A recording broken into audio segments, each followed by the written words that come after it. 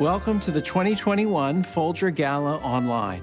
We are glad that you're here. Last year, we celebrated the work of the Folger virtually, and many of you expressed a sense of community and joy around that event. Well, that sense of ongoing connection has been a sustaining thing for all of us, and on behalf of my Folger colleagues, I want to thank you for all you've done to keep the Folger strong and resilient over the last year. Like you, we've sought out new sources of connection, and these are moving us in some exciting directions. Chief among those sources is digital media. Now, whenever I think of the internet and digital media, I think about Ariel whipping around the planet in The Tempest. How is it that a roving posse of charged electrons can bring us the human voice, faces, stories, and conversations? Part of the answer is that, like any medium, humans have relentlessly adapted it to new uses.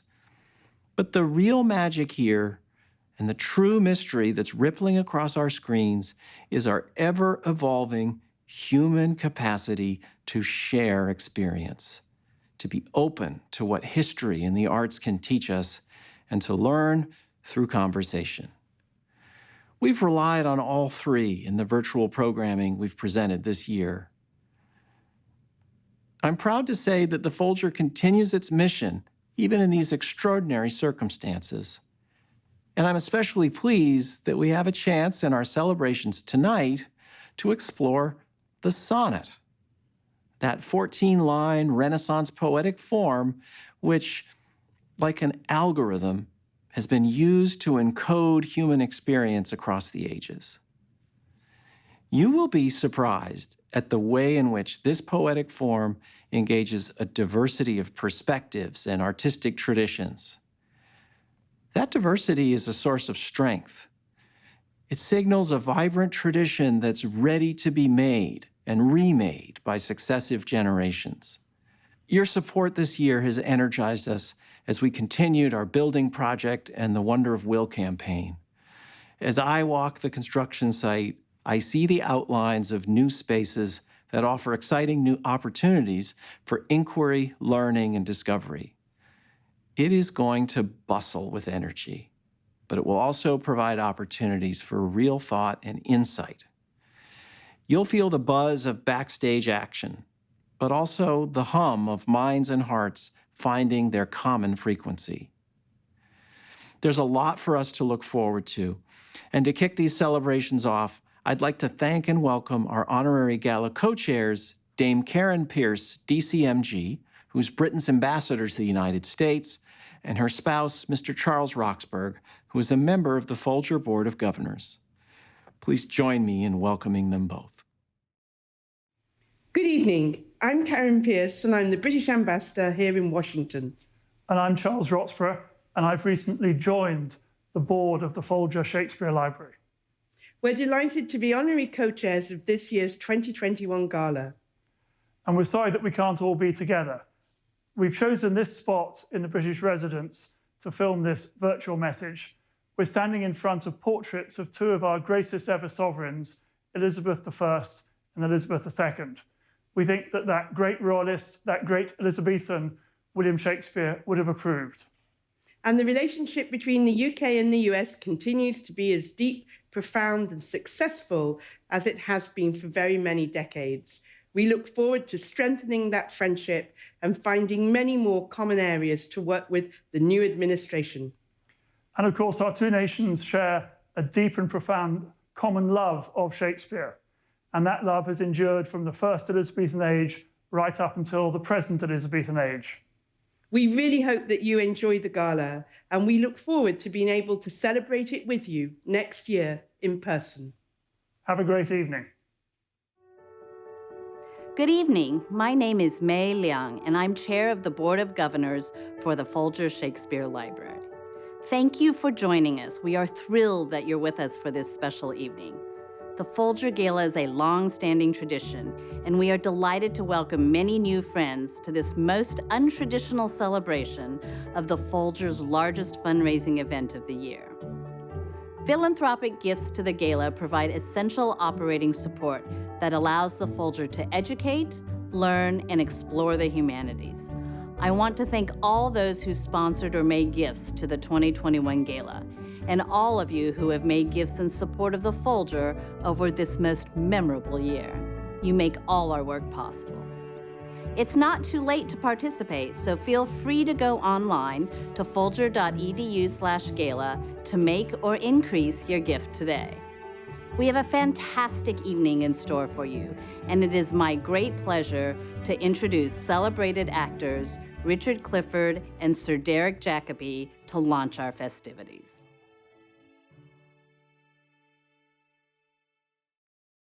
When in disgrace with fortune and men's eyes, I all alone beweep my outcast state, and trouble deaf heaven with my bootless cries, and look upon myself and curse my fate, wishing me like to one more rich in hope, featured like him with friends possessed, desiring this man's art and that man's scope, with what I most enjoy, contented least. Yet in these thoughts, myself almost despising, haply I think on thee, and then my state, like to the lark at break of day arising from sullen earth, sings hymns at heaven's gate. For thy sweet love, remembered, such wealth brings, that then I scorn to change my state with kings.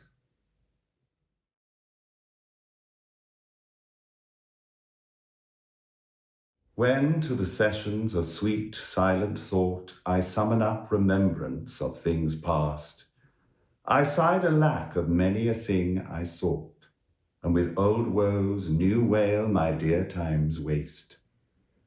Then can I drown an eye, unused to flow, for precious friends hid in death's dateless night, and weep afresh love's long since cancelled woe, and moan the expense of many a vanished sight. Then can I grieve at grievances foregone, and heavily from woe to woe tell o'er the sad account of fore-bemoaned moan, which I new pay as if not paid before. But if the while I think on thee, dear friend, all losses are restored and sorrows end. Oh, Richard and Derek, thank you. I'm Susan Sachs Goldman, Chair of the Wonder of Will Campaign Committee, and I want to express my gratitude to the supporters of the Wonder of Will campaign who have contributed nearly $35 million toward our $50 million goal to create spaces and support programs that invite and engage all audiences in the work of the Folger. Like all of us, I look forward to a time when we can be together again in person. And I especially look forward to the times when we can enjoy the welcoming features of the new Folger, the restorative gardens, accessible entries, and expansive galleries that share the Folger's treasures in new and exciting ways. Together, in supporting this critical capital project and the programs that bring Shakespeare and his world to life, we can realize an extraordinary vision. Please consider joining us in this transformative undertaking. As you will see in the next few minutes, we are well on our way. Your gifts to the campaign will ensure that the new Folger is as glorious as it promises to be.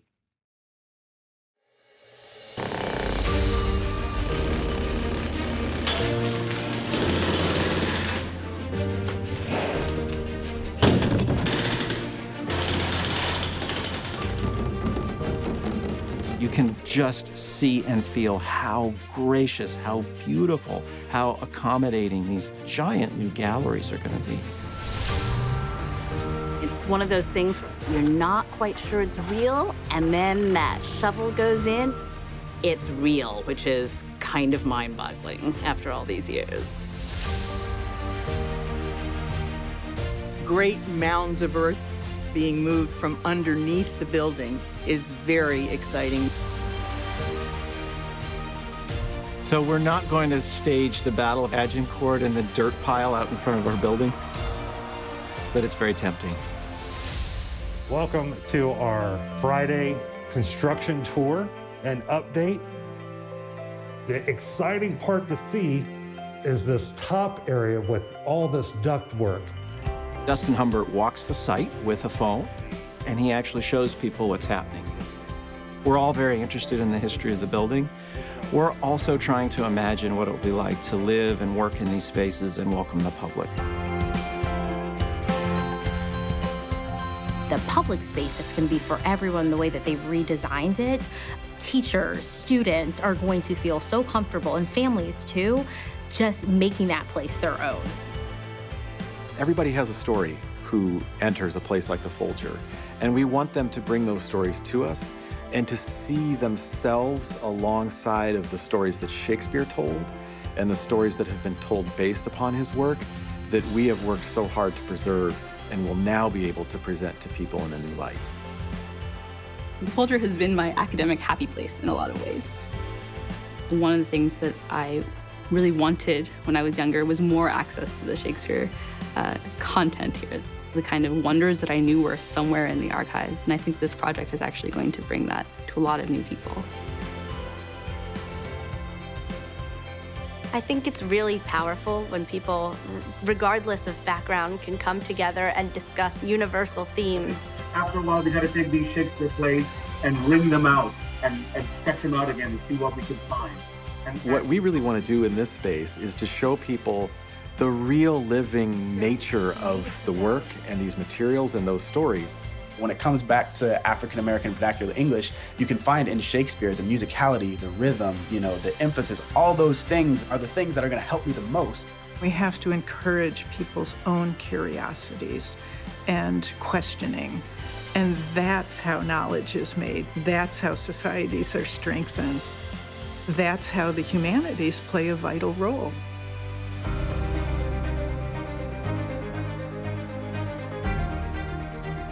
The design of the building is bold, the programming will be bold. This has been a very bold undertaking from the beginning in terms of aspirations for money raised and in terms of what we're going to do with that money. There was an outpouring of support. It was just humbling to realize how much love for the Folger there was in our closest friends.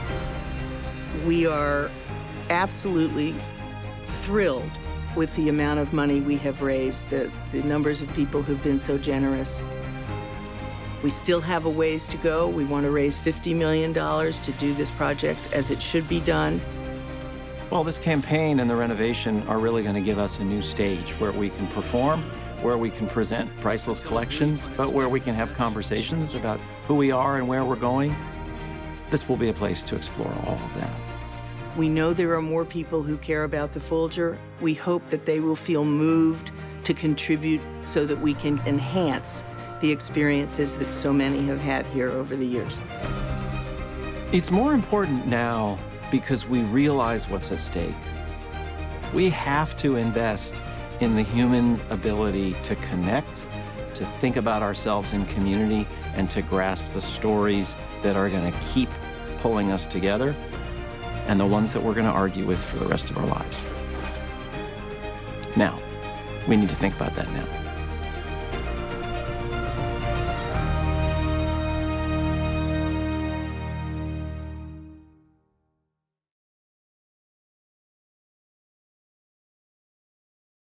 Thanks to you, Susie, and to all of you who are helping to make this landmark project a reality. Shakespeare believed in growth and in our capacity for insight. There would be no comedies without these, and they are the hard-won result of the tragedies and the histories. But the sonnet is where Shakespeare and other artists find intimacy and the story of the self in motion. Poetry is a powerful source of insight into the human plight, and this year, more than ever, the work of Folger poetry has brought us together around the lone voice of the poet. Terence Hayes is a MacArthur Fellow and an award-winning poet, an inspired reader in our poetry programs, and a brilliant explorer of the lyric tradition. I got to know Terence as a colleague while teaching in Pittsburgh and have admired his work ever since. Friends, I'm happy now to introduce Terence Hayes.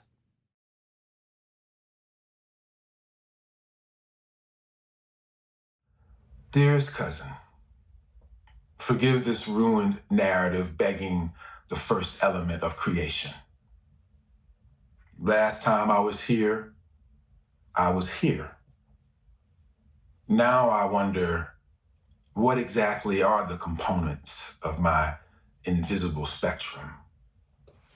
Sun raw rising. I went for a reading of poems to rediscover disappointment. Better an almost was, said the gypsy, than a never was. Her peculiar conjure left me staring at my naked brown feet for hours. When reverie broke, it was near dawn. Mist had occluded the volcano, and I found myself old, alone, sans shelter from the ever-blessed heat. This note is sent perchance you've wondered what befell one adventuresome one so long ago lost. This missive in an empty Ron Rico bottle set adrift on a sea of flute music, this repetitious rendering of pain. For on my one palm island dwells no such beast as joy.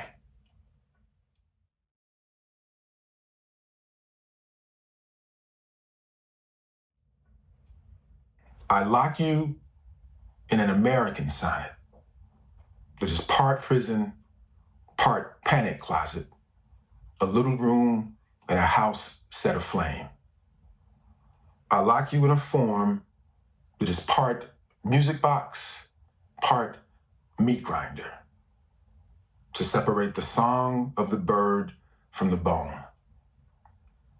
I lock your persona in a dream-inducing sleeper hold while your better selves watch from the bleacher. I make you both Jim and Crow here.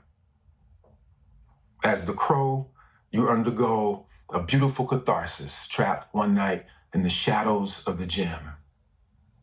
As the gym, the feel of Crow shit dropping to your floors is not unlike the stars falling from the pep rally posters on your walls. I make you a box of darkness with a bird in its heart. Voltas of acoustics, instinct, and metaphor. It is not enough to love you, but it's not enough to want you destroyed. Thank you, Terence, for that heartfelt reading. It is amazing to see the progression of the sonnet and how this art form still moves and inspires us today. Our next guest is no stranger to the power of sonnets. Inspired by Sonnet 12, in 2016, he composed for the Folger Father Time in recognition of the 400th anniversary of Shakespeare's death. It is my pleasure and great honor to introduce jazz legend Cyrus Chestnut.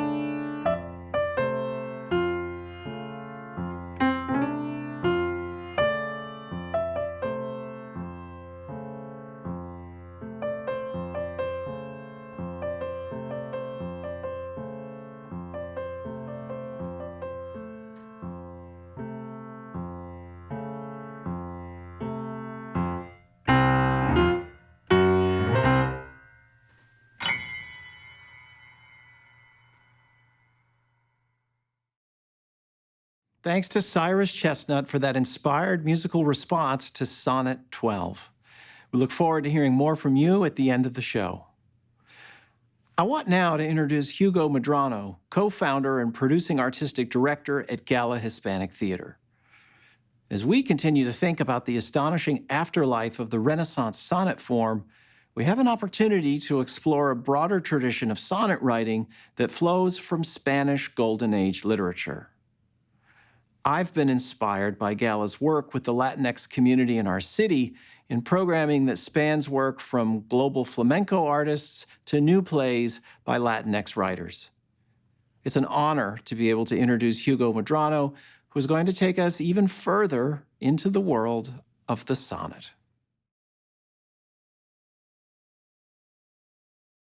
Lope de Vega is a vivid reflection of an era.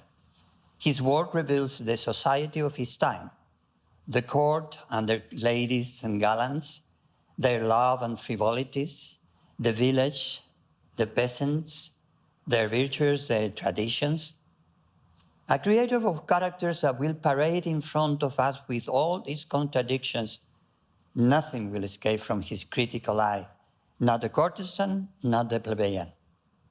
And always within the scope of plausibility. In his popular poetry and great sonnets, we can find many similarities with those of William Shakespeare.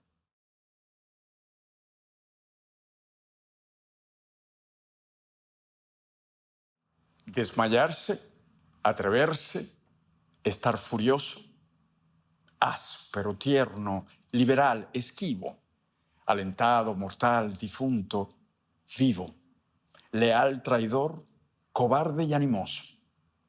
No hallar fuera del bien centro y reposo, mostrarse alegre, triste, humilde, altivo, enojado, valiente, fugitivo, satisfecho, ofendido, receloso. Huir el rostro al claro desengaño, beber veneno por licor suave, olvidar el provecho, amar el daño. Creer que un cielo en un infierno cabe, dar la vida y el amor a un desengaño. Esto es amor. Quien lo probó, lo sabe.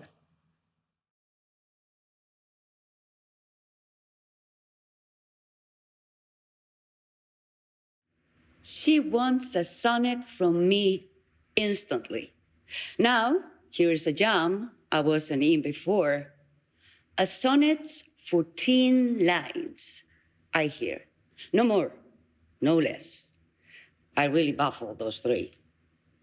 You'll think the rhymes will have me up a tree, but here I am halfway through the second four. If I can tally 2 and up the score, the octaves dead duck. No stopping me. Well, look at Lope entering line 9. I must have knocked it off in nothing flat and breathed out through the sestet. Doing fine.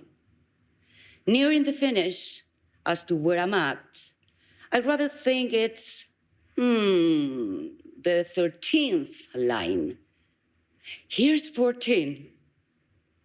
Care to count them? And that's that.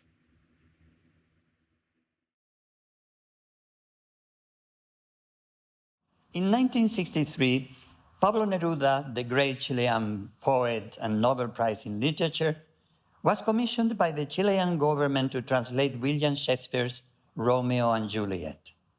His work was not merely a translation, but also a recreation of the tragedy based on the Shakespearean text, something that the editors always have difficulties recognizing. I personally think that it's the audiences and readers who will recognize this difference, a difference that makes the Neruda version truly one of the Americas.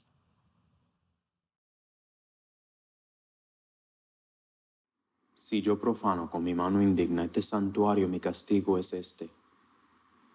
Mis labios peregrinos se disponen a borrar el contacto con un beso.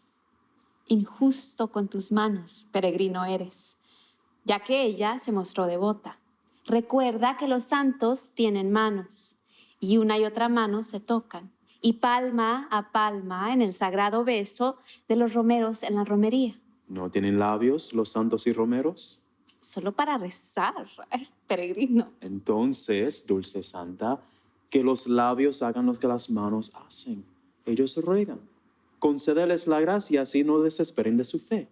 Los santos no se mueven aunque otorguen. Entonces, no te muevas, que mis ruegos van a obtener la gracia que esperaba.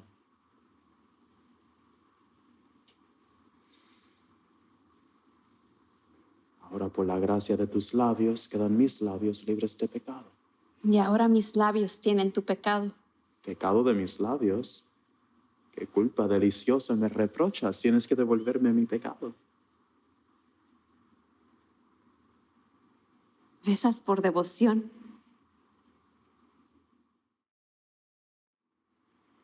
If I profane with my unworthiest hand this holy shrine, the gentle sin is this. My lips, two blushing pilgrims ready stand to smooth that rough touch with a tender kiss. Ay, pilgrim, you do wrong yourself too much, which mannerly devotion shows in this. For saints have hands that pilgrims' hands do touch, and palm to palm is holy palmer's kiss. Have not saints lips and holy palmers too? Ay, pilgrim, lips that they must use in prayer. Oh, then, dear saint, let lips do what hands do. They pray, grant thou lest fate turn to despair. Saints do not move, though grant for prayer's sake. And move not while my prayer's effect I take.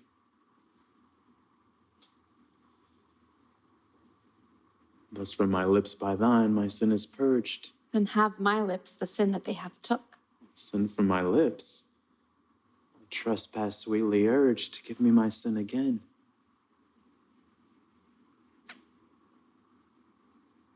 You kiss by the book. Thank you, Hugo, and thanks to our colleagues and fellow artists at Gala Hispanic Theater. We look forward to finding more ways to link our respective passions through music, theater, and poetry. And now, it is time for me to say a final thank you to you, who've supported the Folger tonight and over the course of a journey that would have been hard to imagine just a year ago. I want to express my personal thanks to all of you who are joining us tonight for your advice, for your support, for your inspiration, and for your faith in the idea that the arts and humanities will continue to elevate us even in the hardest of times, through the most challenging conversations, through the greatest mysteries. There is strength in that, and there is joy. I hope we've shared some of that joy with you tonight. And now, to take us out, we hear one last time from Cyrus Chestnut as he plays a tune entitled Star-Crossed Lovers from Duke Ellington's famous Suite on Shakespeare, Such Sweet Thunder. Till next time, be well.